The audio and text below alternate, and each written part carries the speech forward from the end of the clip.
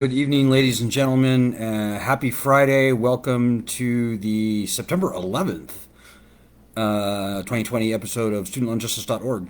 My name is Alan Collins. I am the founder of Student Loan Justice. We are the oldest, largest, and really the only, and I would also say the most important citizens group fighting for student loan justice. We've been around for 15 years now. We've been featured on 60 Minutes, Top Story, the New York Times, Los Angeles Times, NPR, PBS, Fox News, Vice News, Rolling Stone Magazine, Fast Company, many other places. So we've been doing this for 15 years. We've written books. We've given speeches. Suffice it to say, we know a few things about the federal and private student loan system in this country. And I'm here to tell you that even before the coronavirus, this was a failed lending system. Failed. Capital F, failed. So in 2019, it came out that 80%, and these are the words of the guy who ran the federal lending program, by the way, 80% of all student loan borrowers are either unable to make payments on their loans or they are paying and paying and paying, and their balance is going up. It's a failed lending system. We also know, as of a couple of years ago, that the default rate for 2004 students is 40%. It's actually higher than that, believe it or not, because of the way they did that survey. But you know, the class of 2004 was only borrowing like less than 1/3 of what is being borrowed today.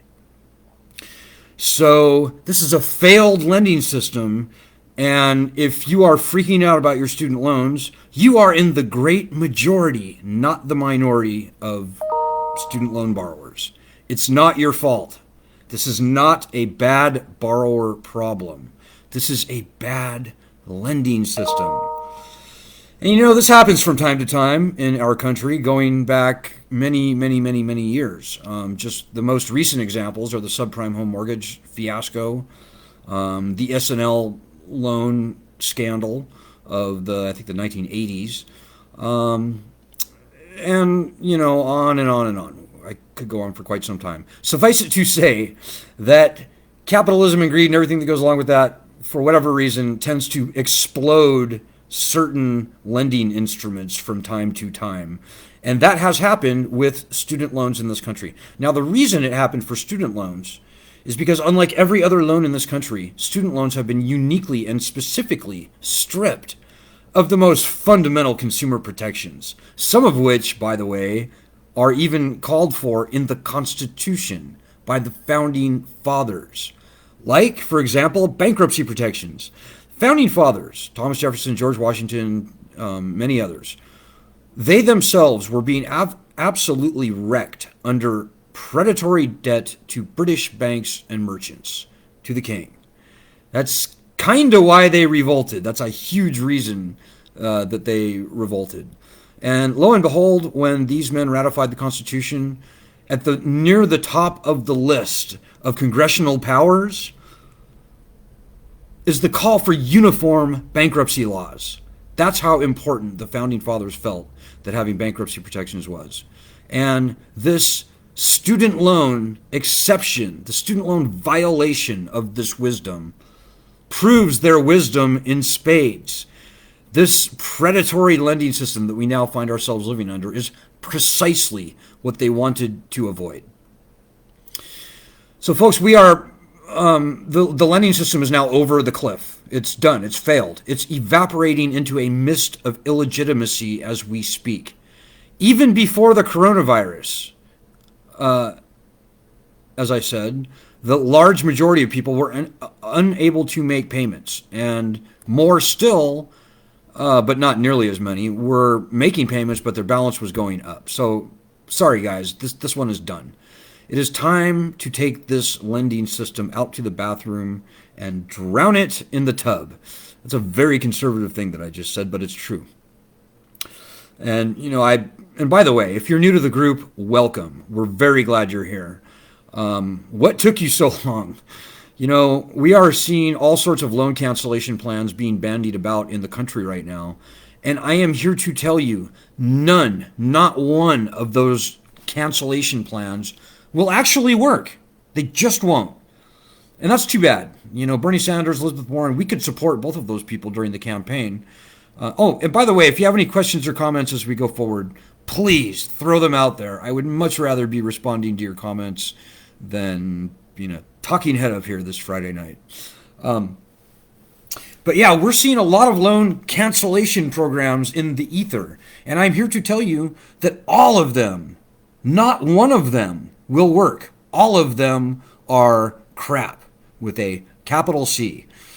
And here's why. All of the other loan cancellation programs require Congress to pass a bill that raises taxes to build up a bunch of money from the taxpayers that they will then take to use to pay for loan cancellation. So Bernie Sanders wants to raise $1 to $2 trillion, or Bernie Sanders actually wants to raise $2 trillion, $2.2 trillion in taxes for this purpose. Elizabeth Warren was wanting to raise, I think, a trillion or so. Joe Biden, he's going to have to raise, I don't know, far less than that because Biden's loan cancellation program is far less. But folks, here's the first thing. That will never happen. Congress will never pass a major tax to raise that kind of money to pay for loan cancellation. Just politically, it is not going to happen. Not in this Congress, probably not in the next Congress, not in the next Congress after that. Not going to happen. But even if it did happen, the Department of Education is sitting there, and they have no desire or intentions of canceling any loans. And I'll give you just one example, the Public Service Loan Forgiveness Program. That is an existing cancellation program. Unfortunately, last year was the first full year of what should have been people getting their loans canceled. Well, it turns out that of, I think, 140,000 people or something who worked for a nonprofit for 10 years, had every reason to believe and expect they would get their loans canceled. Only like 225 actually got them canceled. So 99.2% of the people who thought they were getting their loans canceled found out the hard way, oh no, you didn't dot your I or cross your T, or there was one reason or another that the federal government, the Department of Education, found to disqualify them out of the loan cancellation. So folks, we are not dealing with a fair lending system. And I hate to say that about an agency of the federal government. And we're not against the government. We're not a radical group. We're not a revolutionary group. By none of that nonsense. We are not that. We are a very moderate group, and we respond to reality. And the reality is that the Department of Education has no desire or intentions of canceling any loans. And it has all manner of tricks and schemes and bureaucratic plans, playbook, run, whatever. They have all sorts of ways available to them to not cancel loans, to find a reason to disqualify the people that are trying for the loan cancellation. And the third thing about all these other loan cancellation plans is that, folks, it's ridiculous. The taxpayers already paid for these loans. The federal government owns directly 85% of all student loan debt. Taxpayers already paid, already funded these loans. There is no good reason on God's green earth that the taxpayers should be hit up again to pay twice for these loans. That makes no sense. It's nonsense. 0 cents. I mean, think about that, folks. And, that's another thing that plagues the current Public Service Loan Forgiveness Program. The Department of Education goes, well, yeah, we'd love to cancel loans, but Congress only appropriated us like $550 million for that purpose. So, sorry, guys, we don't have any money. We can't cancel loans. You need to just keep paying. And that's the way it's going. So, folks, this is all nonsense. It's a failed lending system. And the president, whether Donald Trump or the next president, they have full and total executive authority under the Higher Education Act of 1965 as amended to cancel these loans by executive order without needing one dime of appropriation from Congress, without needing approval from Congress, by the way. The president could do this tonight while he's watching Fox News or whatever he does. could happen tonight, tomorrow, immediately, certainly before the election. And what is most interesting about what I just said, that is loan cancellation by executive order, is that the president could do it without needing any additional money, without needing all that stuff I said. But also, it would not add anything to the national debt. Now, we've thrown out, depending on what you count as stimulus, $5 trillion or maybe as much as $9 trillion over the past 6 months in fiscal stimulus. And all of that added to the national debt. Well, here we have this failed lending program, $1.5 trillion. The president could cancel all those loans for free without needing one additional dime of taxpayer money. And by the way, the lending system, the federal lending system, they've been booking a profit, not a loss, a profit of $50+ billion per year for the past 10 or so years, 9-10 years. So there's a good chance that the taxpayer would be absolutely no worse for the wear if this $1.5 trillion of student loan debt was canceled. Most of it is not unpaid principal. Most of it is interest and fees and penalties all baked into new loans, wrapped up into new consolidation loans, etc. The amount of actual unpaid principal of that $1.5 trillion is very low. Nobody knows. I don't know. The most studied experts in the country don't know exactly how much of that $1.5 trillion is actual unpaid principal and how much is interest and other stuff. But it's probably well less than half. So the president could stimulate the economy hugely. One estimate that we saw is that canceling student loans would increase the gross domestic product, GDP, by about $87 billion per year. But folks, it's way more than that. That analysis is wrong because that analysis does not take into account the increased borrowing capacity that erasing that $1.5 trillion would free up. So people would be able to get a loan to buy a house, a loan to start a business, a loan to, buy a car or whatever.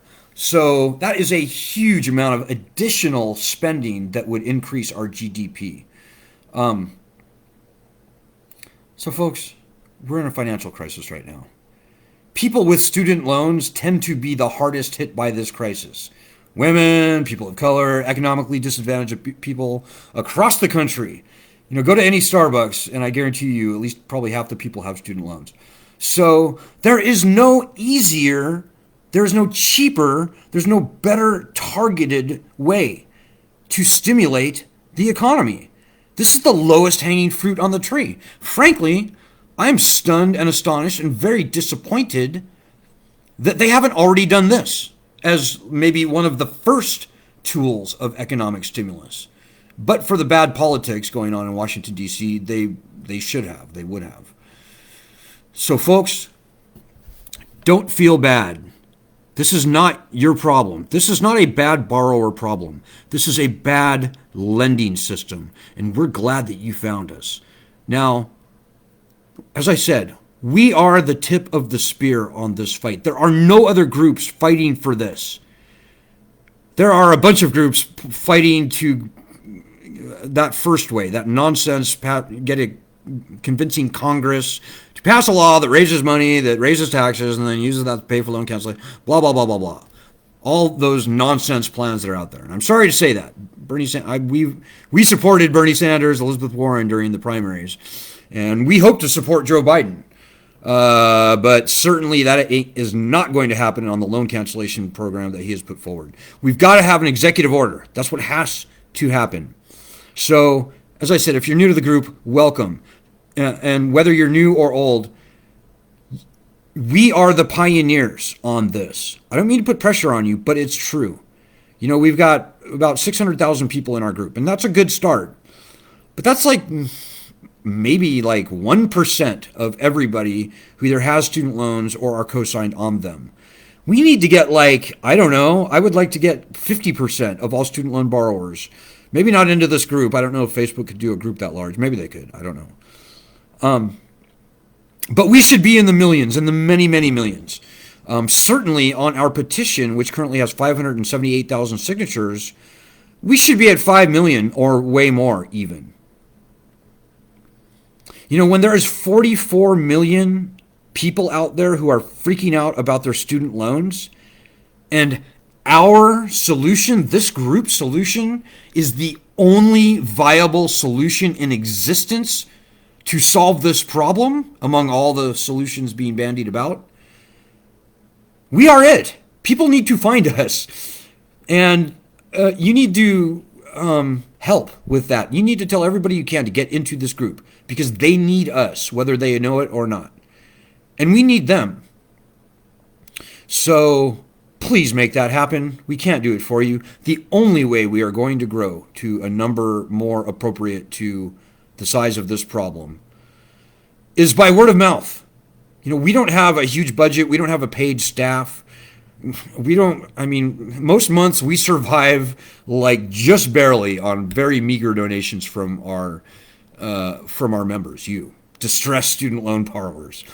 So, you know, if you're looking for a big Washington, D.C. think tank that's going to go around and take over Washington, D.C. through the inside, no. That's not reality, folks. All the people who have those things, all those established student advocacy organizations in Washington, D.C., they're all nonsense, guys. We've been doing this for 15 years, and I can tell you that all the people that have big budgets and Harvard degrees and $100,000 plus salaries and big office space in the Beltway, they're all fake, guys. They don't actually want to solve this problem. And I can talk about that a little later if anybody's interested, but we have gone toe-to-toe with these people again and again and again. We have seen them in action. And the last thing they want to do is actually solve this problem. They would be out of a job if they solved this problem. They want to pimp this problem. They want to suck on the tit that is this problem for as long as possible so they can build up their retirement and their pension and blah, blah, blah. Well, those people will never solve this problem. We, the actual people, are going to be the ones to solve that problem. So we are the pioneers. We are not only the tip of the spear, we are the only spear. We are not only the center of the storm, we are the storm. So take that seriously. You know, you have, as one of the pioneers, like it or don't, you can't unhear what I just said because it's true. You can't ignore that fact.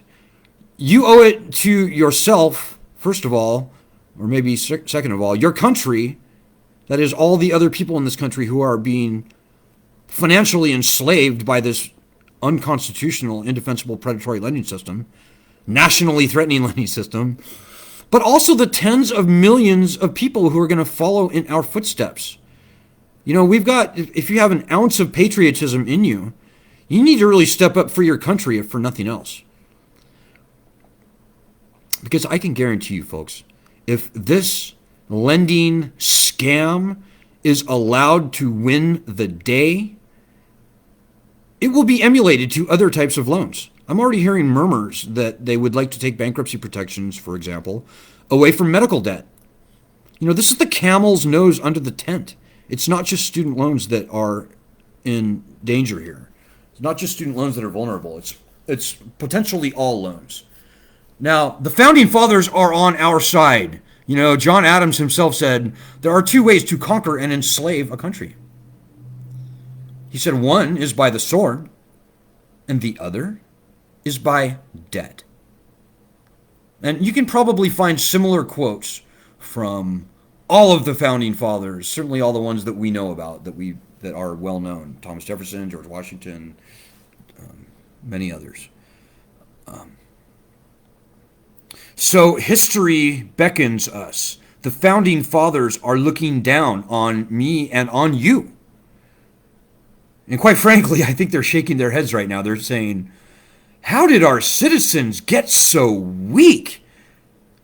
How could they let themselves be conquered and enslaved by this 2-bit lending scam foisted upon them by bad people in Washington, D.C., and quite frankly, the federal government itself.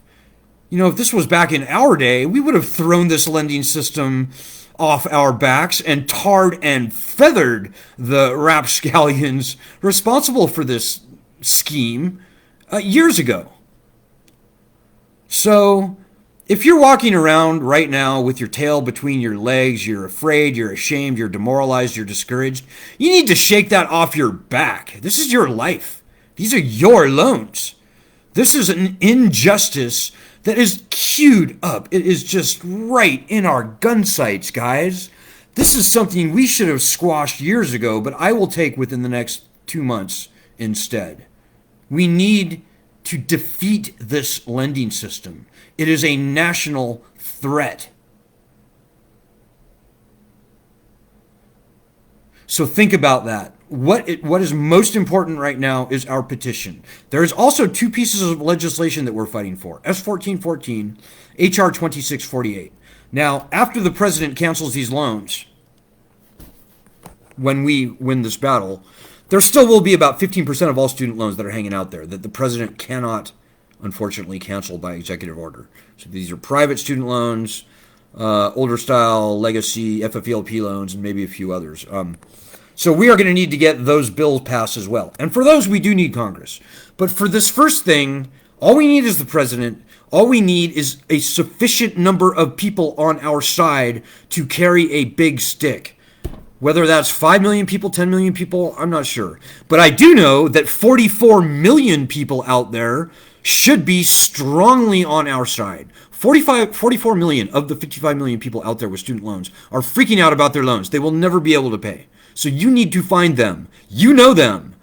If you know 5 people with student loans, 4 of them are freaking out about them, whether they've acknowledged that to you or not.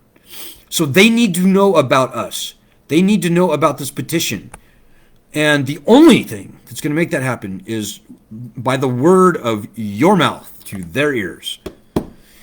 So I don't know what more I can tell you, folks, but this is our battle to win or lose, and it depends completely upon how hard we all collectively come together and do our part. If you think you can sit back and wait and watch and worry and one day these loans will go away, you're wrong. Nothing worthwhile has ever been free. People have had to fight tooth and nail for every inch of justice that they have won over the years, whether it was by war or by protest or by other sacrifice. It's always had to be fought for. It never just falls into your lap. This is not the lottery. So come on, guys. If ever you were going to spend some time helping us, your fellow countrymen, your fellow citizens, fight, then between now and the election would be that time. In fact, between now and 2 weeks before the election, I think would probably be more appropriate, because people are going to be starting to vote like 2 weeks before the election. So we've got a tiger by the tail, guys. We've got it. Now, the only question is whether you are going to sit there and wait and watch and worry and not pull your weight and hope that somebody else is going to pull your weight and treat this as entertainment on a really bad TV show, or whether you're going to step up and join us and do 15, 20, a half an hour worth of work every day between now and the election to get more people on our petition, number one. Number two, get the media, whether it's local, national, or international, to report on our petition. That's a great thing that we can do. Pasting the petition on every Facebook page you can think of where people with student loans might be. Twitter, Instagram, whatever you can think of. Be clever, be smart, be creative. Or whatever else you can think of. There are a lot of things that we can do. I'm just naming a few of the obvious ones. You know? So the onus is on you, and I've said this before. If 0% of us fight, if 0% of us do anything, if 100% of us wait, watch, and worry, then there is basically a 0% chance, maybe a 1 or 2% chance, I don't know. But there's basically a 0% chance that we will succeed by election day. If 50% of the people in this group, that is 300,000 people, do the easy work, maybe 15, maybe 20 minutes a day necessary, I give us about a 50-50 chance of this problem getting solved by election day. If 100% of us spend 15, 20 minutes, half an hour a day pasting the link to the petition everywhere, doing Twitter, sending emails to news organizations telling them to report on the petition, etc., then I would say there's pretty much a 100% chance that we will be successful. If not by election day, then certainly by January 20th when the next president is sworn in. So this is real, guys. This is real life. These are your loans. This is your problem. We are on the correct path for the solution to this problem. And we need you, and you need us. And everybody you know with student loans needs us, and we need them. So let's roll, guys. Hopefully I've given you everything that you need to help us fight rather than to sit back and wait, watch, and worry and lose. You know, waiting, watching, and worrying is exactly what the bad guys want you to do. Hanging around the other groups I've seen on the internet claiming that they are fighting for justice when in fact they are that first class of people I was telling you about, people that are just simply pimping this problem. They don't want to solve it. They want to build reputations for themselves and make their $100,000 a year salaries and put their own kids through college for no loans and so on and so forth. If you let yourselves be demotivated, demoralized, if you listen to those people and they go, no, just sit back and relax. Well, yeah, we're going to fight this on your behalf. Yeah, you're going to lose. We're all going to lose. Don't do that. Don't be that guy. Don't be an idiot. That's exactly what the bad guys who would love to perpetuate this problem want you to do. Don't give them the pleasure. Help us fight.